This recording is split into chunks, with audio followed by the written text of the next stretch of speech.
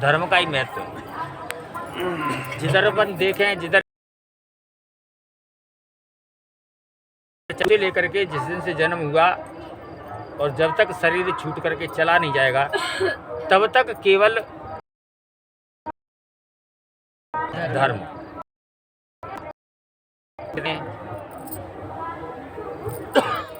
जैसे जीवन में रह रहे हैं तो तुम्हारा सबसे पहला धर्म क्या है? परिवार में जिन जिन मेंबरों से आप जुड़े हुए हो, पिता, पत्नी, पुत्र, भाई, बहन, बुआ, इतने लोगों से हमारा जुड़ाव रहता है परिवार के। हर चाहे पिताजी हो चाहे माताजी हो,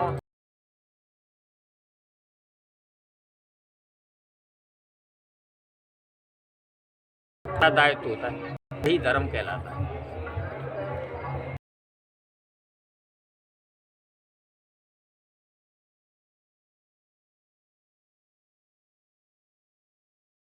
अपने पुत्र की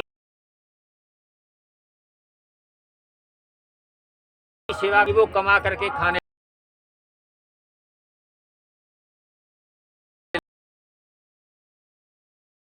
कोई अन्य कार्य करने होता है ना, समझने लायक होता है। लेकिन माता पिता उसका पूर्ण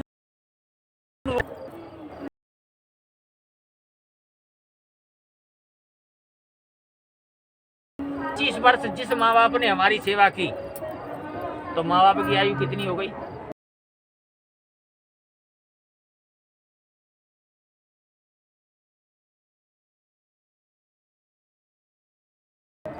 बैठ के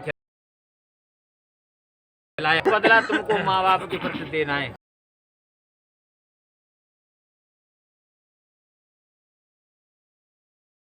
वो बिठा करके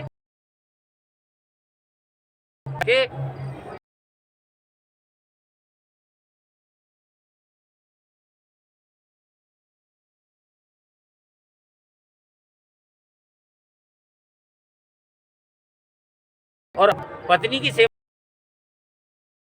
क्योंकि वो भी तुम्हारे साथ आई है।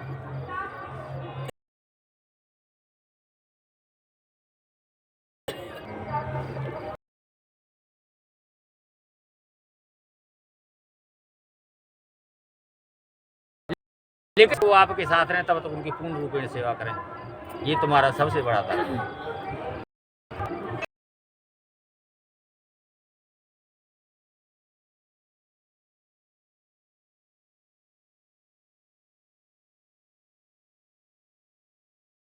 सबसे पहले आपने इस लायक किसने बनाया?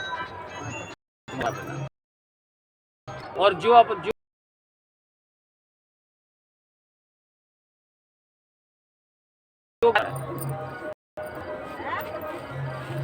ऐसा नहीं है कि माँ बाप की सेवा कर,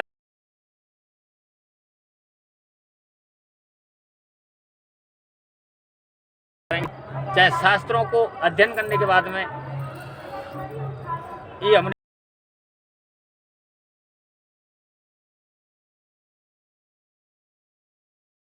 महसूस, सास ससुर की सेवा करना है। सास ससुर की सेवा कैसे करनी है? अपने माँ बाप की तरह।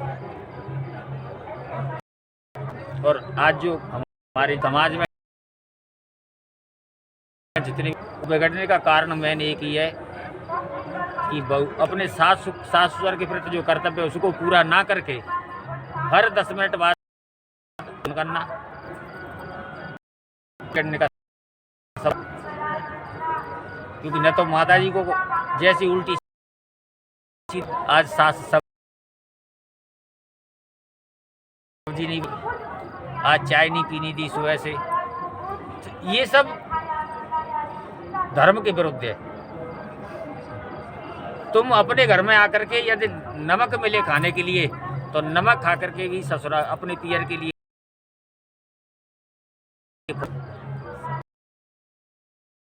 किसी का घर बिगड़ जाए। लेकिन हर 2 मिनट बाद हम उनको भी परेशानी आती और घर में कलह शुरू हो जाता है। सीमित रखें, क्योंकि हमारी कोई भी घर की चर्चा देहरी से बाहर ना जाए। ये दूसरा कर्तव्य कहता है, कोई भी सूचना अपने घर की और अपने घर से बाहर ना पहुंचे, तो वह घर क्या बन जाए।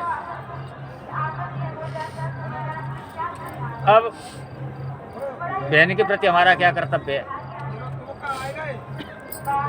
जितना भाई का कर्तव्य है बहन के प्रति, उतना ही उसकी भाभी का भी कर्तव्य है कि वो तुम्हारे घर में सदा नहीं रहेगी, तुम्हारे घर से चली जाएगी, जब तुम बुलाओगे जब आएगी।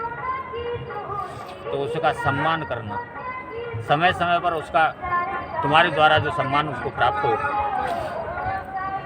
तो उसमें तुम्हारा भी सम्मान है और उनका भी सम्मान है। इसके बाद में भाई के प्रति क्या कर्तव्य? जब तक हमें भाई का साथ देना है, जब तक भाई बाबर का नहीं हो जाए। भाई कुछ कर नहीं रहा है, उसकी शादी नहीं हुई है, तो हमें उसका कब तक साथ देना है? जब तक वो बराबर का नहीं हो जाए, कमाने खाने नहीं लग जाए। और जब कमाने खाने लग जाए अब कहते ना भाई ने हमारा साथ नहीं दिया। अब भाई साथ दे, लेकिन बड़े होने के नाते जब तक उसको बराबर का ना बना करके तैयार कर दें, तब तक हम उससे मुख ना मोड़ें। और जो भी लेन देन, घर का जो हिस्सा है, लेना है देना है, सब उसको बराबर दे के, और उसके फिर तुम्हारा कर्तव्य उसी दिन समाप्त हो जाता है, क्योंकि न तो वो तुम्हारी तरफ देखेगा और न तुम फिर उसकी तरफ। लेकिन जब तक हमारे जो परिवार के जो धर्म है उनको पूरा करें। जब संत घर गृहस्थी के सारे कार्यों से अपन निवृत्त हो जाएं, दूसरा नंबर आता है गुरु का। तो गुरु को तीसरे नंबर पर रखा है।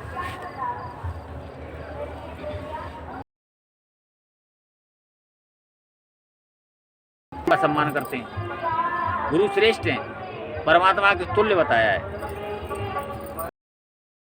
कि गुरु। लेकिन गोस्वामी तुलसीदास जी ने उनको हर जगह तीसरे नंबर पर रखा है, सेवा में भी तीसरे नंबर पर रखा है और आज्ञा में भी तीसरे नंबर पर रखा है। क्योंकि गोस्वामी तुलसीदास जी ने कहा कि माता पिता गुरु प्रभु की वाणी, तो पहले माता पिताजी नंबर पर आते हैं। और शास्त्र तो ये भी कहता है कि बेटा सन्यासी हो चाहे बैरागी हो, सन्यासी होने के बाद में के लिए पिताजी उसके पैर छू सकते हैं, लेकिन जब कभी माता से आमना सामना माता जब कभी मिले, तो संत होने के बावजूद भी उनके लिए लेट करके दायित्व पुत्र का बताया, माता के, क्योंकि वर्णन नहीं हो सकते। और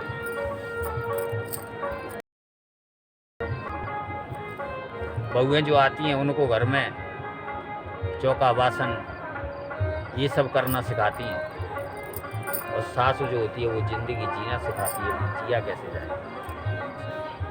लेकिन अब नहीं मानते हैं तो वही दुख का कारण बनता है सबके लिए।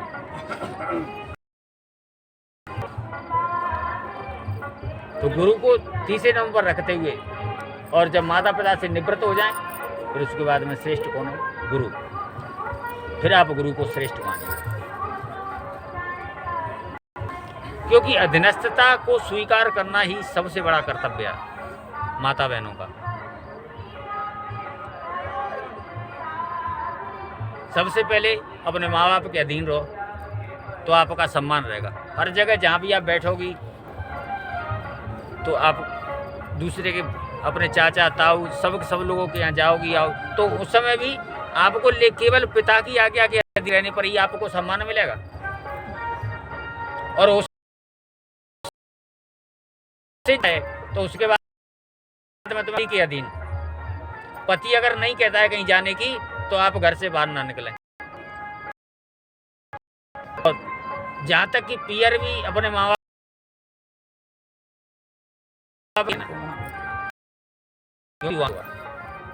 और ये कथा सुनी होगी मैया सती की आप सबने, कि भगवान शंकर की बिना आज्ञा के और सती अपने पियर चली गई, तो अंत में क्या हुआ? अपने प्राण त्यागने पड़े। अपमान के कारण। तो तुम भी जब ऐसे ही अगर घर से लड़कर और अपने माँ बाप के यहाँ जाओगी तो निश्चित रूप से तुम्हारा वहाँ भी अपमान, और उस अपमान में कुछ भी आप हो सकता है, आपकी जान भी जा सकती है, आपको क्रोध भी आ सकता है, आप लड़ भी सकती हैं। तो माताओं की जो वो केवल अधीनस्थता के लिए ही बताएं।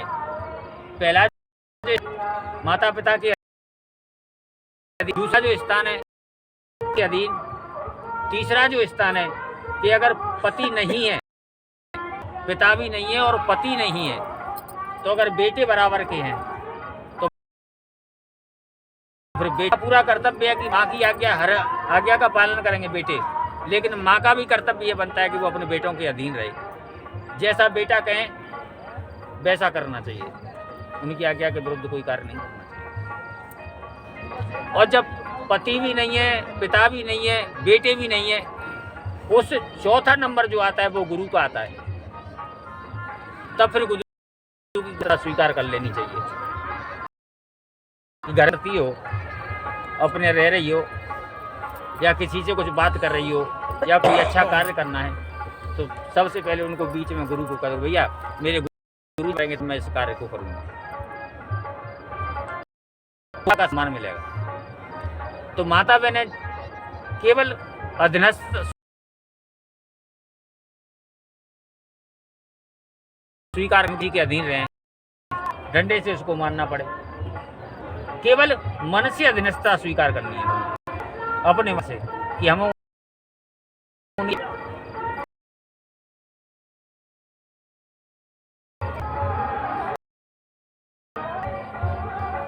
और तुम अगर अपने धर्म का पालन करेंगे, सभी लोग, हम और आप सब पालन करेंगे, तो न किसी तीर्थ में जाने की जरूरत है, न भजन करने की जरूरत है, न दान करने की जरूरत है। तो स्वधर्म निधनम श्रेय। अपन पर यदि चल करके यदि प्राणी की मृत्यु भी हो जाए तो भी उसका कल्याण होगा, और दूसरे के धर्म पर चलोगे तो क्या होगा, हानि उठानी पड़ेगी। तो हमको दूसरे के धर्म स्वीकार नहीं करना है कि पड़ोसी का बेटा तो माँ बाप से गाली दे रहा है और हम भी देना शुरू कर रहे हैं। परमात्मा की, गुरु की, माता की कभी निंदा नहीं करनी चाहिए। लोग आज देखते हैं, लड़ते हैं, क्या किया तुमने हमारे लिए, अरे सब कुछ उन्होंने ही। अगर हम यहाँ बैठे हैं, आज हमको 14 साल छोड़े, तो सब इस लायक भी तो उन्होंने बनाया कि आज हम बैठे हैं। जो कुछ भी किया है वो उन्होंने ही किया है, हमने अभी कुछ नहीं। तो माता पिता की करनी चाहिए, उन पर उनसे कभी ऊंची आवाज चाहिए। बहुएं कहती हैं अकेली सास थोड़ी लड़ती है, गलतियां बहुओं की भी होती हैं। अगर किसी कारणवश तुम्हें अगर डांट दिया जाए तो नहीं कहते, उसको समझाना कहते हैं। किसी कार्य के प्रति अगर आपके ऊपर हल्ला कर रही हैं तो आपसे उनका कोई द्वेष नहीं है। अगर आप उन्हें आपसे द्वेष ही रखना होता तो वो अपने घर में तुम्हें लेकर के क्यों आती। सोचो इस छोटी सी बात कि यदि आप हमारे साथ सब आए हैं और हमारा अगर आपसे अगर द्वेष ही हो, बैर ही अगर हम आपसे करें, तो हम आपको अपने साथ लेकर के क्यों आते। माता पिता बेटों के विवाह क्यों करते, अगर उन्हें बहू बुरी लगती तो उनको घर में क्यों लाते। कोई जबरदस्ती थोड़ी है कि हमारे घर में तुम जबरदस्ती घुस आई। 100 आदमी 500 आदमी को लेकर के जाते हैं, समाज को इकट्ठा करके लेकर के जाते हैं, और तब बहुओं को लेकर के घर में आते हैं। वो बहू कहती है कि सास तो हमारी जलती है हमको देखकर। सास क्यों जलती हमको लाने, इतना पैसा खर्च करती है तुम्हारे लिए, कितनी व्यवस्थाएं करती है, बनाती है, अपना सब कुछ तुम्हें है, और अपना सब कुछ पूरा घर। और तो क्या, जिसके साथ तुम रह रही हो, जिससे कहती हो ना कि ये हमारा, वो किसका है, वो भी तो सास का ही है। सास ने तो उसे सिलाई किया जो तुम्हें सौंपा, तुम घर से थोड़ी।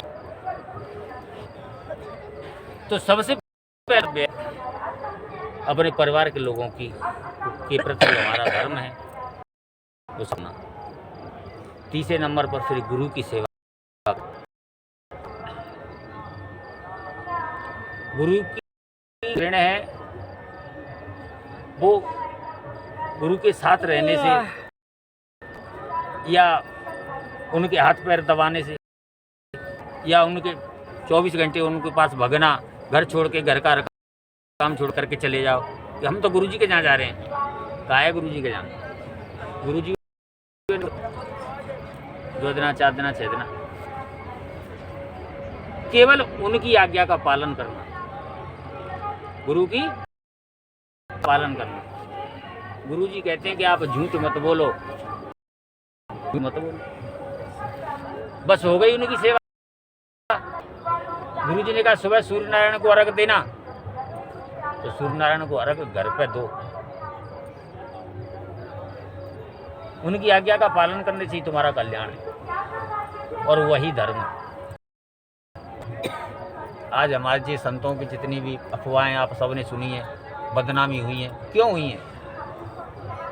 कि उनके पास जाकर के रहने से कलंक एक को नहीं 2 को लगता है। संत का जीवन कलंक रहित होता है, इसीलिए वो अपना घर छोड़ जाता है। और तुम उनके आश्रम में रहने लग जाओ तो क्या होगा? कलंक लगेगा संत को।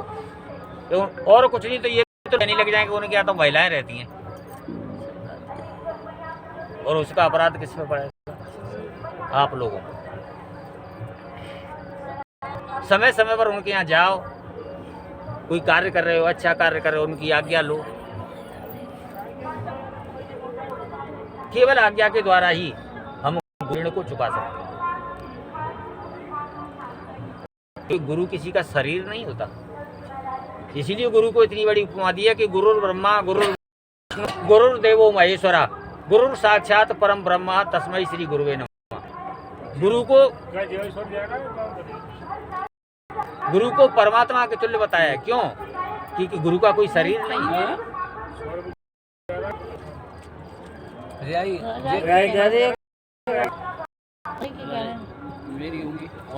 ये लोग बैठे जैसे जे बैठेंगे नहीं तो इनके वे की धरी है वैसे नहीं ज्यादा होगी तो हाँ तो ज्यादा होगी तो है तो